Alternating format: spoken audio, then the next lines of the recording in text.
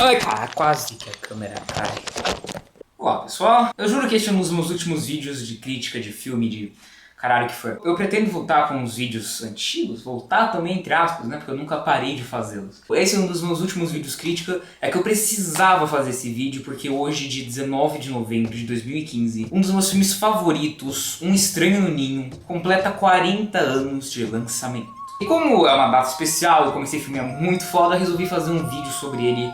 Vamos lá, vamos falar sobre este incrível filme. Bom, vamos lá. Um Estranho no Ninho é um filme de 1975 dirigido por Milos Forman, baseado...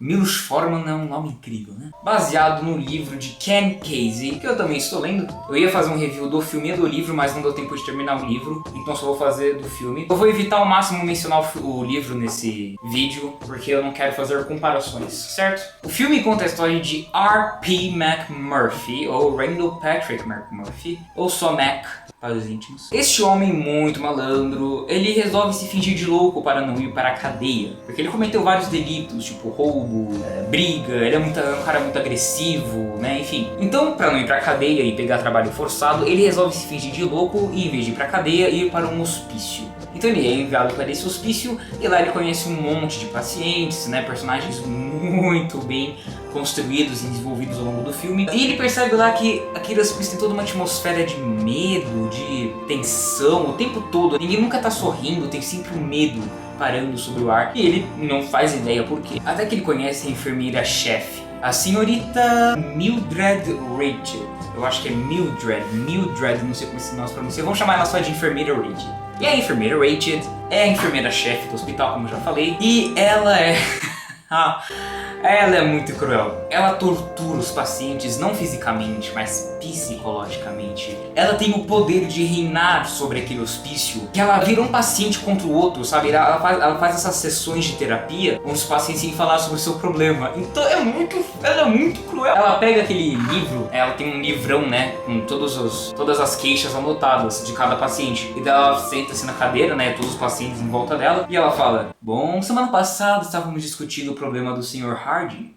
Ele disse que estava tendo problemas com a esposa, porque ela transava com outros e ele não se sentia bem na cama. É isso, Mr. Harding? Seu esposo fazia se sentir confuso, inseguro? Ok.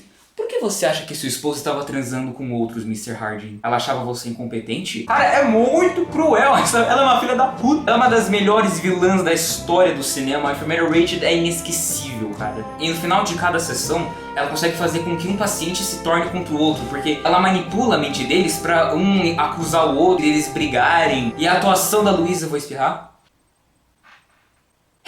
E a atuação da Louise Fletcher é fenomenal. Ela ganhou um Oscar por esse filme, muito merecido. Ela pegou o personagem criado pelo Ken Kesey e interpretou de uma forma tão convincente, tão boa, tão real, que você acredita que aquela mulher existe, sabe? E que você acredita que eles pegaram uma enfermeira de um hospital pra colocar naquele filme. E ela não precisa matar pessoas pra ser uma mega vilã. Ela só precisa usar a mente. E é isso que ela faz, cara. Puta que pariu. Todo mundo tem medo dela. Até os funcionários do hospital têm medo dela. E quando o McMurphy chega lá, ele percebe: opa, mas isso tá errado, né? O que tá acontecendo aqui? Então ele começa uma revolução, ele e os pacientes, contra o autoritarismo da enfermeira-chefe. Ele consegue fazer os pacientes acordarem pra vida. Ele começa a fazer os pacientes perceberem quão mal eles estão sendo tratados. E ele faz uma revolta, vamos dizer, contra a enfermeira Rachel. Ele mexe nas estruturas do hospício, ele não respeita ela, ele não segue as regras. E ele quer mostrar pras pessoas, pros pacientes de lá, que eles não precisam seguir tudo que ela fala, eles têm que ser livres, eles são livres pra fazer o que eles quiserem. Então é uma história de revolta, vamos dizer, e é uma história muito bonita, cara, mesmo com tanta tragédia, né? Que a atmosfera de hospício nunca é muito bom, vídeo American Horror Story e o livro Asylum, mas essa história, mesmo com um monte de tragédia, desgraça, consegue ser uma história muito linda, muito sensível. A amizade entre os pacientes do hospício é muito bonita de ver, cara. O companheirismo que eles têm um com o outro, sabe? Todo mundo ali é louco, eles não batem nada bem, mas mesmo assim existe um certo respeito entre eles. É muito bonito. Mas é claro que a enfermeira Rachel vai contra-atacar. Então começa uma... WhatsApp? Começa uma guerra, então, entre o McMurphy e a enfermeira. Não que eles chegam pro outro e falam: vou lutar com você. É uma guerra silenciosa. Um sabe o que o outro tá pensando, mas eles nunca falam, né? Eles sempre se tratam de uma maneira muito educada, muito formal, mas por dentro um quer matar o outro. E essa relação dos dois é muito foda. Aliás, vamos falar um pouco do Jack Nicholson, porque, meu Deus, que atuação fenomenal, cara. Ele consegue passar todas as emoções do personagem, todos os maneirismos. Você, embora ele seja um malandro, ele é um filho da puta. O motivo pelo qual ele tá sendo mandado pra cadeia, vocês vão descobrir ali depois.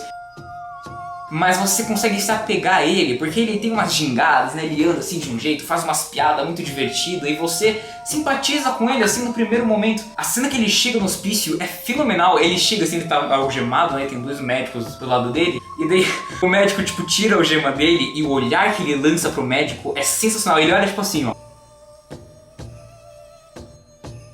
Aliás, os olhares do Jack Nicholson começaram nesse filme, né? Esse jeito caricato de atuar. Começou nesse filme, né? Esse foi o filme que lançou o Jack Nicholson ao estrelato. Ele ganhou o primeiro Oscar com esse filme, também muito merecido. Aliás, o filme Estranho no Ninho ganhou as 5 principais categorias do Oscar.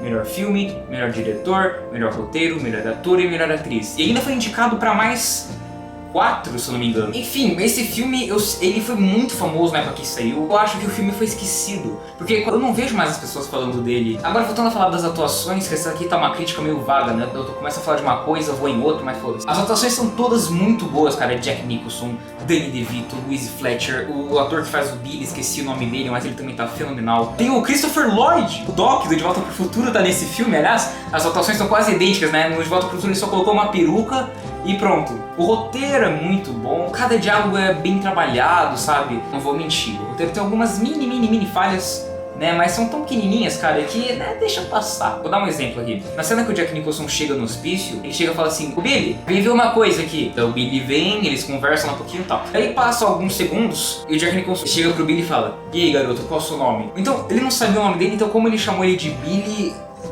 é uma única falha que eu achei no roteiro, e mais algumas mini coisas que nem vale a pena mencionar aqui, certo? Enfim, a edição é muito boa, principalmente nas horas de sessão terapêuticas. O diretor sabe exatamente quando cortar pra mostrar a reação de tal personagem e tal. E voltando a falar do roteiro rapidinho aqui, cada personagem é muito bem trabalhado, a história de cada um é muito boa, e como eu já disse, né, essa união que se forma entre os pacientes é muito bonita. Tem também o Chef Broman, ele é um personagem muito bom. Ele é o narrador do livro, e aqui no filme ele não tem muito destaque, achei estranho, quer dizer, ele tem destaque, mas não tanto, né?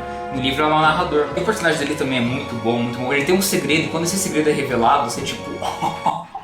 O filme tem alguns defeitinhos, tipo, tem uma cena no segundo ato que os pacientes fogem do hospício e alugam um barco pra fazer uma pesca e tal. E esse segmento pra mim destoa completamente do filme. O filme é centrado no hospício, e nesse segmento eles estão pescando num barco. Parece um filme diferente. É a única parte que o filme perde um pouco o foco, né? Embora seja uma cena necessária pra estabelecer vínculo entre os personagens. E cara, os 10 minutos finais desse filme, eu considero os 10 melhores minutos finais de qualquer outro filme na história do planeta. É sério, cara, o final desse filme é perfeito, não tem outra palavra. Como eu já disse aqui, o filme é lindo. O filme pode parecer chato. Ah, que filme chato, é só um bando de louco falando loucura. Não, gente! É uma história sobre amizade, uma história sobre revolta, uma história sobre humano, relações humanas, sobre como diferentes pessoas se relacionam no ambiente. É um filme muito profundo, um filme quase filosófico. A trilha sonora é linda. É uma das únicas trilhas sonoras do mundo que consegue mexer com o meu coração.